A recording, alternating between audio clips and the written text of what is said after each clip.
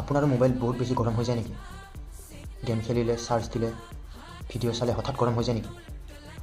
আচলতে মোবাইলৰ ভিতৰত থকা প্ৰচেছৰটোৱে যেতিয়া বহুত বেছি ফাষ্ট কাম কৰিব লগা হয়, তেতিয়া বহুত হিট জেনেৰেট হয়। চাৰ্জিং টাইমত যেতিয়া আমি মোবাইল ইউজ কৰোঁ, তেতিয়া বহুত বেছি গৰম হয়। আৰু হেভি এপছবিলাক যেতিয়া আমি ইউজ কৰোঁ, 2-3টা এপছ মিনিমাইজ কৰি পেলাই যেতিয়া আমি চলাই থাকোঁ, তেতিয়া বহুত বেছি হিট জেনেৰেট হয় আৰু সেইকাৰণে মোবাইলবিলাক বহুত গৰম হয়। যেতিয়া মোবাইলবিলাক গৰম হ'ব, তেতিয়া আপোনালোকে মোবাইলটো অলপ সময়ৰ কাৰণে অফ কৰি থৈ দিব, নহ'লে মোবাইলটো ছুইচ অফ কৰি দিব পাৰিলে। তেতিয়া অলপ সময়ৰ কাৰণে ছুইচ অফ কৰি দিব আপোনালোকে, তেতিয়া মোবাইলটো যেতিয়া কুল হ'ব তেতিয়া মানে ভাল হ'ব। আৰু যদি আপোনালোকে এনেকুৱা নকৰে, তেতিয়াহ'লে মোবাইলটো সোনকালে বেয়া হোৱাৰ সম্ভাৱনা বেছি থাকে। আৰু তাৰ যেতিয়া মানে হিট জেনেৰেট হ'ব, তেতিয়া বেটেৰীত যেতিয়া প্ৰেছাৰটো পৰিব, তেতিয়া বেটেৰী ফুটি যোৱাৰ সম্ভাৱনাও বেছি হৈ যায়।